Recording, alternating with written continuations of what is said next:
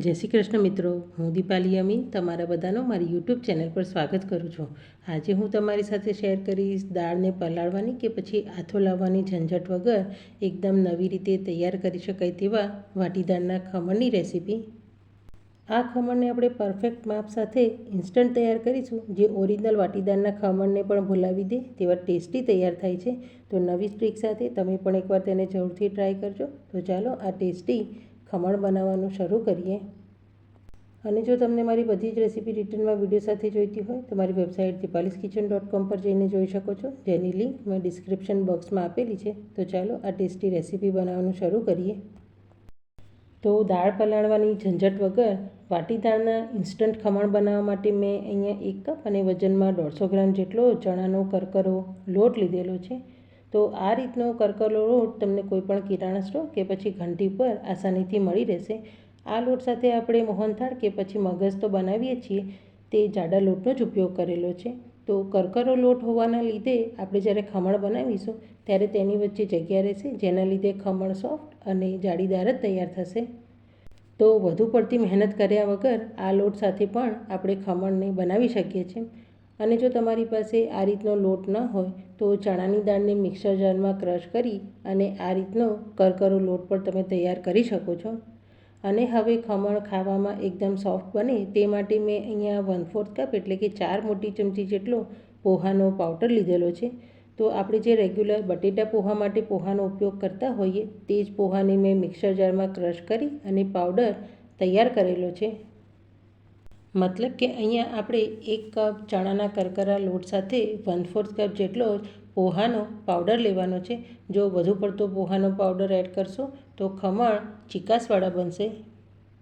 હવે તેમાં સ્વાદ મુજબ મીઠું, 5 ચમચી જેટલો હળદર પાવડર, ચપટી હિંગ, 1 મોટી ચમચી જેટલા લીલા મરચાં, આદું અને લસણની પેસ્ટ લીધેલી છે। જો તમે લસણ ન ખાતા હોય તો તમે તેને સ્કીપ પણ કરી શકો છો। હવે બધી જ વસ્તુને સારી રીતે મિક્સ કરી લઈએ। અને હવે ખમણનું બેટર બનાવવા માટે મેં અહીંયા ખાટી છાશ લીધેલી છે। અહીંયા આપણે છાશ રૂમ ટેમ્પરેચર પર હોય તેવી જ લેવાની છે, ફ્રીજમાં રાખેલ છાશ સાથે બેટર નથી બનાવવાનું। હવે તેને થોડી થોડી એડ કરતા જઈ ખમણ માટેનું મીડિયમ થીક એટલે કે ચમચામાંથી સહેલાઈથી પડી શકે તે રીતનું બેટર તૈયાર કરી લઈએ। તેની સાથે છાશ એડ કરતી વખતે તે વાતનું પણ ખાસ ધ્યાન રાખવું કે છાશ થોડી થોડી એડ કરવી। જો વધુ પડતું એકસાથે એડ કરી દેશો તો તેમાં ગાંઠા પડી જશે। તેની સાથે બેટરને થીક નથી રાખવાનો, મીડિયમ થીક જ રાખવાનું છે, નહીંતર ખમણ બરાબર નહીં બને। તો હવે તમે જોઈ શકો છો કે છાશ એડ કરી અને મેં બેટરને બનાવી લીધેલું છે। અને તૈયાર થયેલ બેટરની કન્સિસ્ટન્સી જોઈએ તો તે મીડિયમ થીક હોવાના સાથે ચમચામાંથી સહેલાઈથી પડે તે રીતનું છે, જે ખમણ બનાવવા માટે એકદમ પરફેક્ટ છે। તો આ રીતનું બેટર તૈયાર કરવા માટે મારે 2 કપ જેટલી છાશની જરૂર પડેલી છે।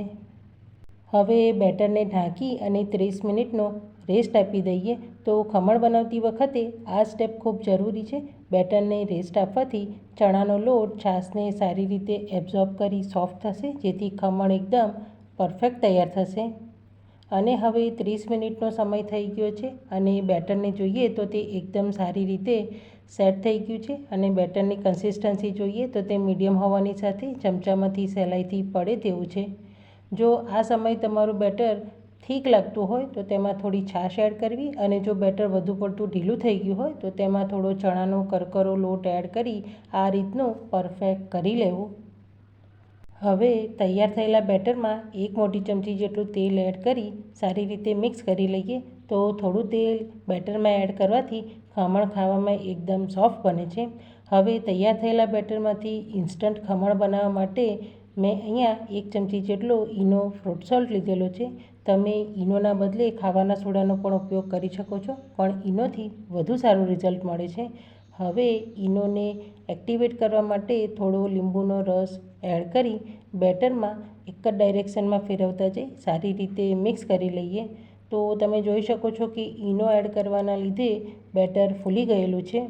હવે તેમાંથી ફટાફટ ખમણ બનાવવા માટે મેં અહીંયા એક ડીશ લીધેલી છે, જેને થોડા તેલથી ગ્રીસ કરી લીધેલી છે। હવે તેમાં તૈયાર કરેલા બેટરને એડ કરી અને પ્લેટને આ રીતે થોડી થપથપાવી બેટરને એક સરખા લેવલમાં કરી લઈએ। હવે ખમણને સ્ટીમ કરવા માટે મેં અહીંયા સ્ટીમરમાં 3 ગ્લાસ જેટલું પાણી એડ કરી ગરમ કરવા રાખી દીધેલું હતું. પાણી ગરમ થઈ ગયેલું છે. તો હવે તેમાં ખમણના બેટરવાળી ડીશને રાખી ઢાંકણ બંધ કરી હાઈ ગેસની ફ્લેમ પર 12થી 15 મિનિટ માટે સ્ટીમ કરી લઈએ. તો ખમણને સ્ટીમ કરતી વખતે ગેસની ફ્લેમ વધુ જ રાખવાની છે, લો નથી રાખવાની, નહીંતર ખમણ બરાબર નહીં બને. અને હવે 15 મિનિટનો સમય થઈ ગયો છે અને ઢાંકણ ખોલી ખમણને જોઈએ તો આપણા ખમણ સ્ટીમ થઈ અને ફૂલી ગયા છે. અને ચાકુની મદદથી ચેક કરીએ તો તે એકદમ ક્લીન બહાર આવે છે, મતલબ કે તે જરા પણ કાચા નથી. હવે ખમણને ઠંડા કરવા માટે લઈ લઈએ. અહીંયા ખમણને આપણે થોડા ઠંડા થશે ત્યારબાદ જ કટ કરીશું. તો લગભગ 10 મિનિટનો સમય થઈ ગયો છે અને ખમણ સારી રીતે ઠંડા થઈ ગયા છે.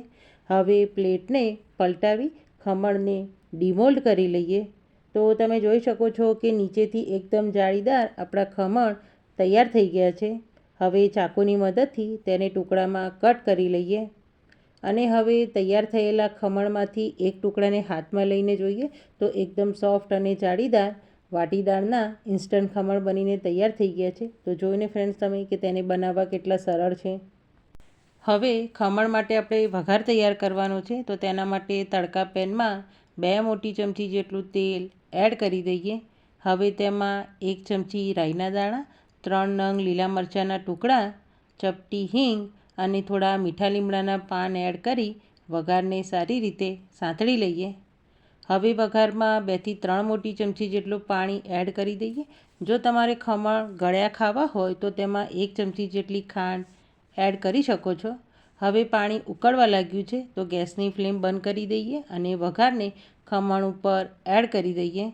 તો વઘારને ખમણ પર જે જાળીવાળો ભાગ હોય તેના ઉપર જ એડ કરવો, જેથી તે વઘારને સારી રીતે એબ્ઝોર્બ કરી ટેસ્ટી બને. તો મેં વઘારને ખમણ ઉપર એડ કરી દીધેલો છે. હવે થોડા કોથમીરના પાન સ્પ્રિંકલ કરી દઈએ. અને હવે બાઉલને આ રીતે ઉપર નીચે કરતા જઈ વઘારથી ખમણને સારી રીતે કોટ કરી લઈએ. તો વઘારથી કોટ થઈ અને આપણા એકદમ સોફ્ટ અને ટેસ્ટી ખમણ તૈયાર થઈ ગયા છે. તો દાળને પલાળવાની ઝંઝટ વગર ઇન્સ્ટન્ટ વાટીદાળના ખમણ બનીને તૈયાર છે. તો એકવાર તમે પણ આ રીતે તેને જરૂરથી ટ્રાય કરજો, ખૂબ જ ટેસ્ટી બને છે. તો ખૂબ જ ઓછી મહેનતમાં વાટીદાળના ખમણ બનાવવાની લખેલી રેસીપી જો તમારે જોઈતી હોય તો મેં વેબસાઇટની લિંક ડિસ્ક્રિપ્શન બોક્સમાં આપેલી છે. અને જો તમને મારી આજની રેસીપીનો વિડીયો પસંદ આવ્યો હોય તો તમારા ફેમિલી ફ્રેન્ડ સાથે શેર કરી મારી ચેનલને લાઈક, કમેન્ટ કરી સબસ્ક્રાઈબ જરૂરથી કરજો. Thank you.